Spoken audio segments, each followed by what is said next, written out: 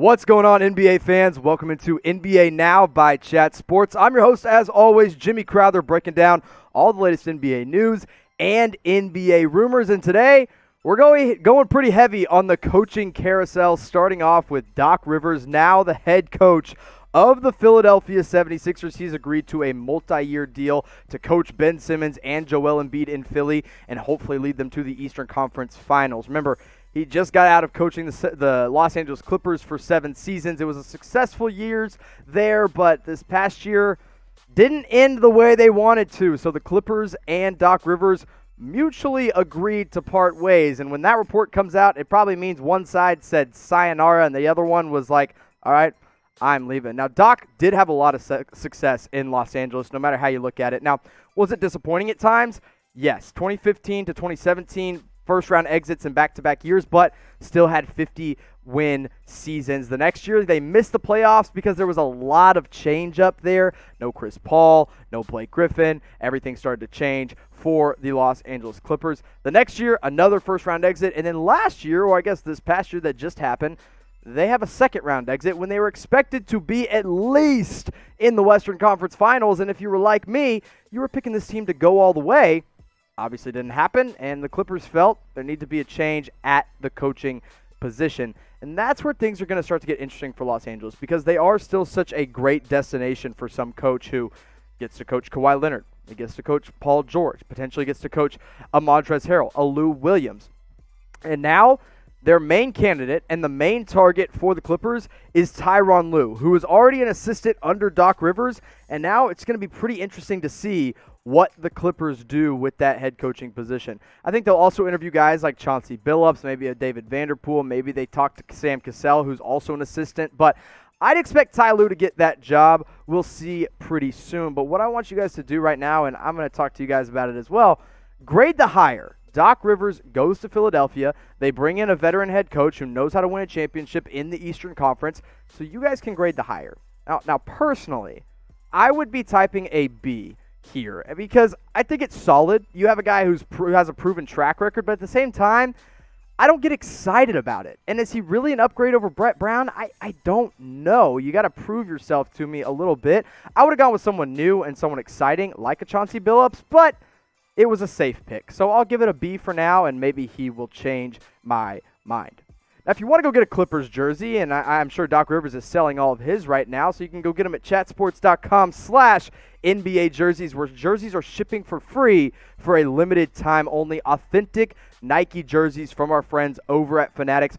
Rep your favorite team and rep your favorite player. And don't worry, if your favorite player leaves and you already buy the jersey from Fanatics, they have this little thing called jersey insurance, and they will allow you to swap that jersey out, because that's what they do. Go to chatsports.com/NBA jerseys. Best place to get these authentic jerseys. Don't get any of the cheap stuff that's going to wither away and die when you put it in the washing machine. You want the real deal. That's the best place to go. And they're shipping free for a limited time only. Let's keep riding the coaching carousel and talk about what the Houston Rockets might be doing. Now, D'Antoni's out. He did not get to renew his contract, and the Rockets chose not to renew it. They have already decided they are going to interview Tyronn Lue, but another candidate they're bringing in, David Vanderpool out of Minnesota, a name that people probably aren't too familiar with, a guy that I really didn't know all that much about. Now, he was with Minnesota this past year, upgraded to the associate head coaching position, so not quite an assistant, not quite a head coach, right there in the sweet spot. And he did spend 7 seasons with the Portland Trail Blazers, and that's a great place to be with Terry Stotts as the head coach in Portland, learning under him for as long as he did. And then he's been that top assistant now for about a year, and Houston's going to bring him in and officially give him an interview. Now, with this Rockets team, I'm very intrigued to see what they do and what they can get with a new head coach, because they kind of are in this win-now window. You've got James Harden, who's 31. Russ is 31. Eric Gordon's 31. Those are your top 3 scorers. Your next best scorer is Jeff Green, who's probably not going to be there next year. And then Robert Covington's 29 years old. So a lot of the stuff going on with the Rockets right now, and the thing is whoever you bring in, you need to make sure he's ready to win right now. And that's the one question I do have with David Vanderpool. Can he go from an assistant to a championship caliber coach? I'm not so sure. Now, the other guy they have decided they're going to interview is Tyronn Lue, who has proven he can win a championship, of course, with LeBron James at the helm of that Cleveland job. But he's also planning to take an interview and has taken an interview with the New Orleans Pelicans. So he's met with the Pelicans on Friday. He's meeting with the Clippers on Saturday, and then he'll turn around and fly down to Houston and meet with them on Sunday. Now, in his head coaching career, he's gone from the top of the mountain as an NBA champion in 2015-2016 with that Kyrie LeBron-led Cleveland team to the bottom of the barrel in 2018-19 when he was 0-6 and then gets fired. Now, is it fair? I don't think so, because he had a terrible team, but that is what happened. And if he goes to New Orleans, which he's apparently the favorite to land in New Orleans right now, he's going to get a brand new, very young core to build around. Zion Williamson is 20 years old, the number one pick for a reason last year, and will be fully healthy next season. Brandon Ingram, although he is a free agent, is going to be just 23 years old for a long time. Jrue Holiday is kind of your veteran leader in the locker room. Lonzo Ball, guys, he's 22. Don't give up on Lonzo Ball quite yet. And then you got Jackson Hayes, who's probably your new starting center for the future, the shot-blocking big man out of Texas. I like him a lot, and with four of your five top guys being under 24 years old, you can take your time with whoever they decide to hire, and that's probably going to be Tyronn Lue. Now, here on Chat Sports, we've got all the best NBA coverage all of the time, and all of it is free. So if you haven't subscribed already, you're missing out big time. You're missing all the crazy NBA updates. You're missing when we go live for the finals. You're missing when we go live for free agency here pretty soon. And my favorite part, the NBA draft, which is coming up in November. So make sure you subscribe. Help get us to, what are we at, like 194? Let's get to 195,000 subscribers here pretty soon. So hit that subscribe button, scroll on down.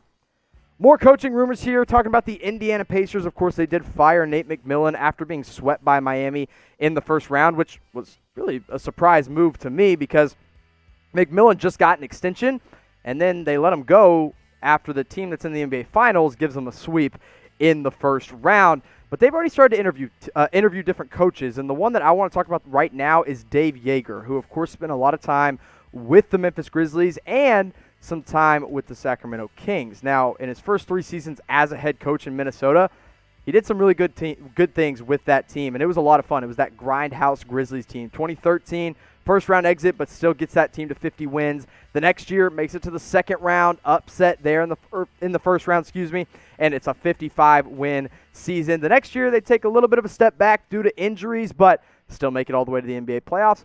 And then Sacramento hires them, and they are kind of hoping to change their culture, but it just never happens. And this is another thing, much like Tyronn Lue in Cleveland, where I think the coach got a lot of unfair blame. It just didn't make a lot of sense to me. The Kings are not good. They didn't have good players, and David Joerger really suffered from that. So I do think he deserves another coaching position, and maybe it'll be with the Indiana Pacers. But there's a lot of jobs available right now.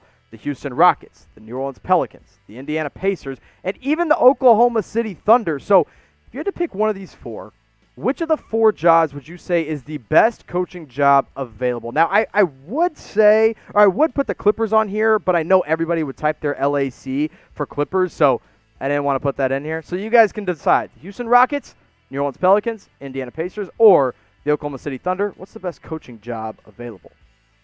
Now let's talk about some players, and starting off with Kyrie Irving, the point guard of the Brooklyn Nets. Man, here's the thing. He has a podcast. And when you put Kyrie in front of a mic, he's going to open up his mouth, and that's not really what you want. And apparently, he was throwing some shade at LeBron James, and there already appears to be some controversy in Brooklyn. Now, on his podcast, he said this. He said, "I felt like I was the best option on every team I've played for down the stretch. This is the first time in my career where I can be like, that blank can make that shot too. All right, Kyrie, pump the brakes, brother. Because you played with LeBron James when he was near the peak of his career. And, you were the best option down the stretch? That's funny because LeBron averaged more points per game than you. He averaged more assists per game than you. He averaged more rebounds per game than you. He shot the ball more efficiently from the field than you. And, yeah, you had him beaten three-point percentage, but if there was a last shot, it was going to LeBron James. So I think this comment, although it might have been taken out of context, I don't think so. I think we all knew what he meant, and he was throwing shade at the King, and that does not bode well. Now, not only did he throw shade at him, he also talked about the coaching really role in Brooklyn. He said, and mind you, Brooklyn just hired a head coach. He said, I don't really see us having a head coach. Kevin Durant could be a head coach. I could be a head coach. And then Kevin Durant went on to say, yeah, and even Jacques Vaughn could be the head coach. You know who they didn't even talk about? Their actual head coach, Steve Nash, who just signed a deal to be the coach in Brooklyn for the next 4 years. You have two superstars in Brooklyn that are already beginning to give you problems. I don't like what's happening over there in Brooklyn, and I feel bad for Steve Nash, who in his first year as a head coach is going to have some trouble. So where do you think Brooklyn's going to finish in the Eastern Conference? It's coming up real soon, or next year is coming up sooner than we think. Kevin Durant's going to be healthy. Kyrie's going to be healthy. Eastern Conference, always a little bit weaker. So where do they finish? Make your predictions in the comment section. I think it'll be top 4, but it could be a lot like this Los Angeles Clippers situation where they're bounced out earlier in the playoffs than everybody expects. Now, one player that Brooklyn is looking to add this offseason, along with at least 6 other teams, is Victor Oladipo of the Indiana Pacers. Reports have surfaced, of course, that Oladipo wants out of Indiana, and now the teams that are interested in him have come out as well. Now, he's a 2-time All-Star with the Indiana Pacers, although he's been recovering from a knee injury as of recent, and he's starting to kind of get back to his healthy self, we all hope. But here's the 7 teams that have come out and have officially been named as suitors for Victor Oladipo. The Los Angeles Lakers, number 1, because, of course, why not? The probable NBA champions are looking to add a third piece next to LeBron and AD. The New York Knicks, again, because, of course, they don't have a lot of talent there, but they do have a lot of trade chips that they could trade for Victor Oladipo. The Dallas Mavericks would like to add a third piece next to Porzingis and Luka Doncic. The Phoenix Suns, kind of a surprise team named in there, but they are ready to start winning now, and Oladipo would absolutely help them do that. The Toronto Raptors, a team that surprised me as well because they have a weird mix of younger players and veteran players, but after this offseason, they might start to enter a rebuild around Pascal Siakam. The Brooklyn Nets, as I just mentioned, want a third piece next to Kyrie and KD, and Oladipo could fit well there. And also the Minnesota Timberwolves, who have that number 1 pick in the NBA draft, but might look to really make a big jump now with a 2-time All-Star in Oladipo. Listen, I think for Victor Oladipo, he has to go to a team where he's the third option. Not the number 2, not the number 1. I think he would be suited very well as a third option with some team. Let's talk about one more player, and we're going to Derrick Rose of the Detroit Pistons. Derrick Rose is apparently already getting calls, and the Detroit Pistons are getting calls about Derrick Rose about a potential trade this offseason. The number 1 team that's already been named, the Los Angeles Clippers. Now, here's the deal. Derrick Rose is under contract for at least 1 more year in Detroit, so it would have to come via trade. But the Clippers are very interested in adding Derrick Rose to their already elite rotation. This past year with Detroit, he played in a majority of the games and played really well and stayed really healthy. He averaged 18.1 points per game and dished out 6 assists. Didn't shoot the ball all that well from 3, but we saw some moments of explosiveness from the former MVP Derrick Rose. Now, one thing I do want to point out is that this Clippers guard rotation, it's not all that strong. Pat Bev's your starter, and he's great defensively, but doesn't really, well, you know what? He's overrated defensively, but he's still solid. He doesn't give you a whole lot on the offensive end. Reggie Jackson was good offensively in the playoffs, although he was arguably the worst defensive option for the Clippers. He's an unrestricted free agent anyway. They've got Lou Williams, who's getting up there in age, but still knows how to get buckets, and then after that, you don't really have guys that handle the ball. Landry Shamet, good shooter, don't want him dribbling it. Rodney Magruder, into the bench kind of guy, and that's really all he's going to be. But Derrick Rose would come in immediately and be either A, a starter over a guy like Pat Bev, or B, a 6-man option along with Lou Williams off the bench. So which team, because I do think there's going to be some team that trades for Derrick Rose. The Clippers are already called about him. Which team should trade for Derrick Rose? Make your predictions down in the comment section and let me know what you guys think. It can be any team from the Clippers to the Lakers to someone else. Just let me know in the comment section.